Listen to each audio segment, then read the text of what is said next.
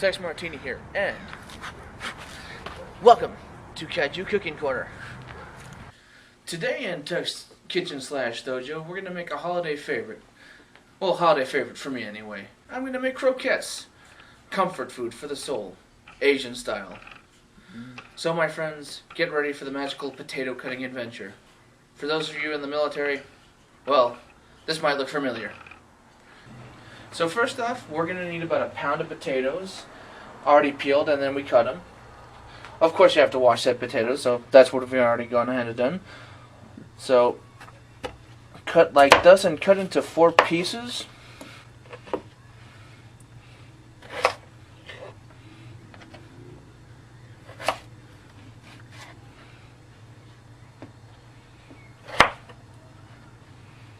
And they don't have to be perfect, just as long as they look reasonably so. Yep. And always take the utmost care to not cut yourself, because who needs a trip to the yard during the holidays? Alcoholics. Fair enough, but do they really need that trip? Could they have not avoided it? Why, and look at cat videos. Why you gotta spam them? Nobody saw that. I didn't just drop potatoes, you dropped potatoes. Hey man, that's extra toppings right there. After we've done cutting up the potatoes, we need to set a pot of boiling water. As we've done, it's starting to boil, so after the water boils, we're going to plop the potatoes in there. Plop, plop.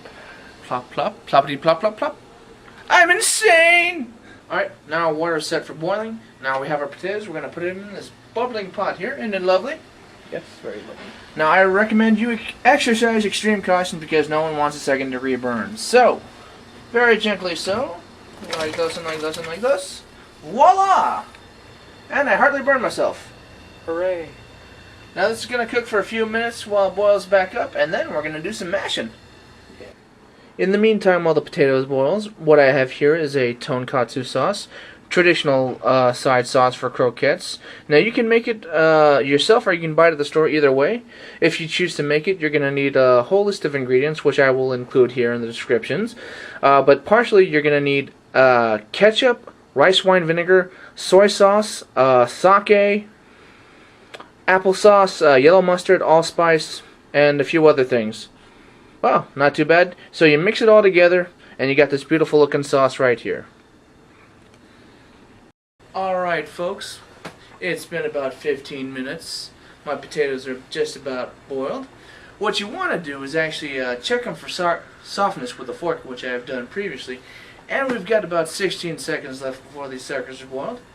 So, count down with me. 10, 9, 8, 7, 6, 5, 4, 3, 2, 1. Ta-da! Oh, geez.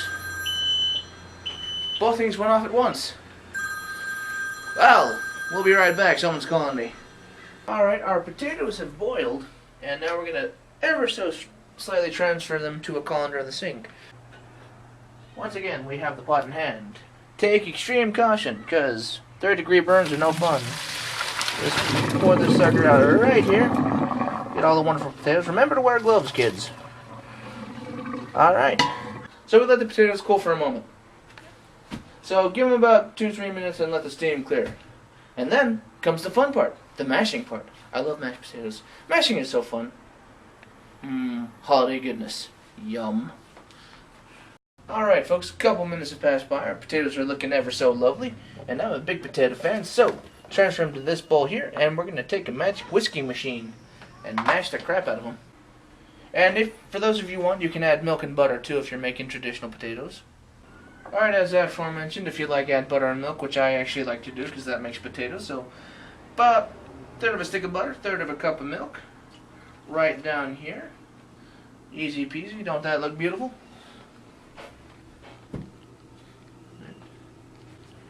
And as always, kids, when handling food, wash your hands frequently. So when whisking, you start off with the slow speed, then work your way higher. So we're going to set the 1 to 1. And hopefully we'll have some music for the whisking times, because like I said, this is going to get loud.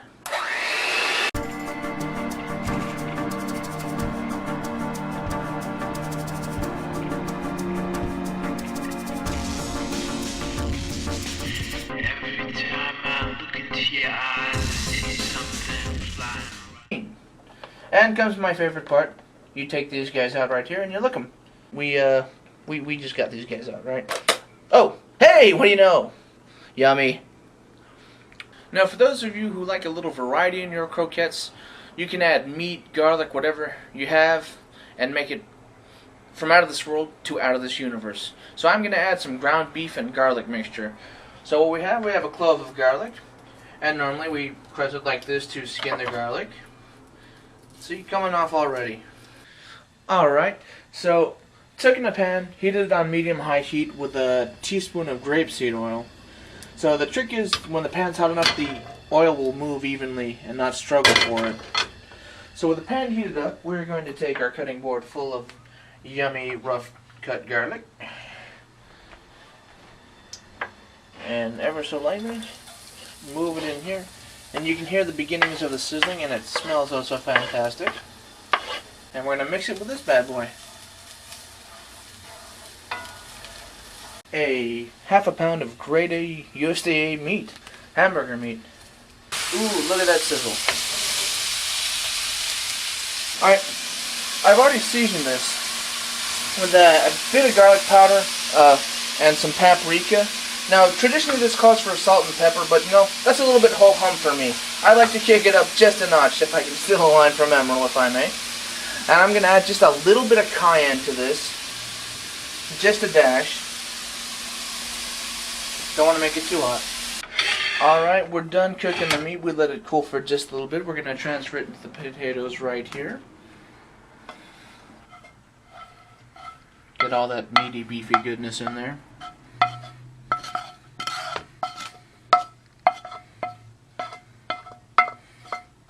Pan back here. Now what we do is we fold the meat into the potatoes. Like thus, and like thus, and like thus. Make sure you get an even coating. Alright, we folded the meat into the potatoes, and it looks very good, and I gotta say it tastes pretty good. Now, here we are.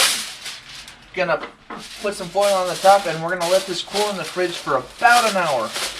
Now, if you want to go all the way, you can do this for 24 hours, but the bare minimum is just an hour. So into the fridge we go.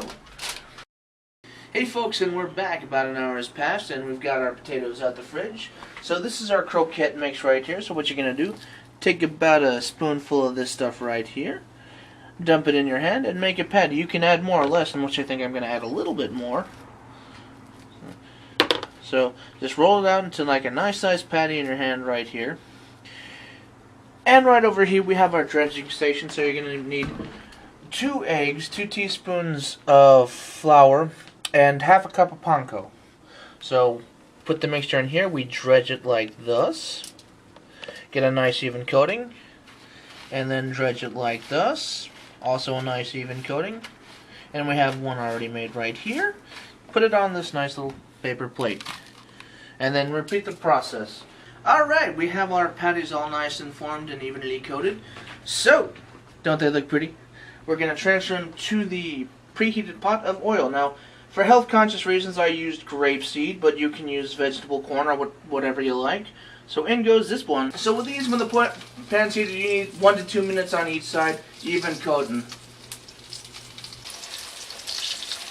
I say we do 4 at a time. Alright.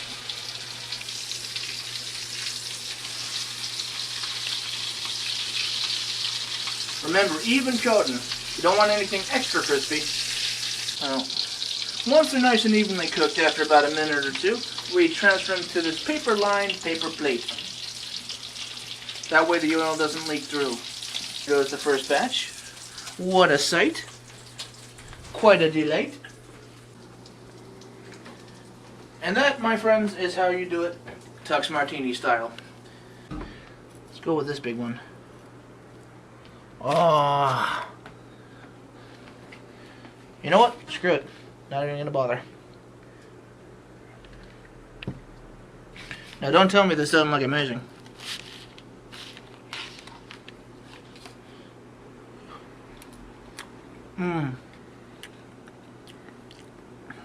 Well folks, I think I about done myself. It's crunchy on the outside, gooey on the inside. The Tonkatsu sauce is just amazing. For all my friends out there, I recommend you trying this. 5 stars and thumbs up. Thank you for stopping by my dojo slash kitchen. I hope you enjoyed, as much as I enjoyed. It's really good. Great having you here. Now for the recipes, all the lovely little details will be included in the description link below. For the prep work, there's a bit of prep work, which I'll also leave in the descriptions, you know, fun little instructions for what I missed. But, aside from that, enjoy yourselves. Try it out. Let me know how it works out. Hope you like it. For those of you that keep on following me and supporting me, it means a lot. Really, you all are the reason I do what I do. So, if you like this, hit the like button, subscribe. Don't forget that I have a Patreon up so I can get better equipment and gear and all that good jazz. And leave me a question. I will answer as always. Please ask me a question. Ask me anything. Ask me the meaning of the universe even. I may not have the proper answer, but hey, I'll give it a shot. Alright folks, Tex Martini signing off. Cheers. Shapsaki. Sukiyaki. Haroken.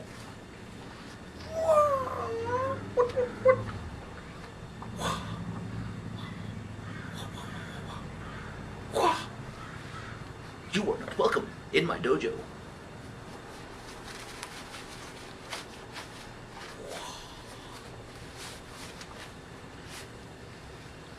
All right, let's take this seriously. I mean,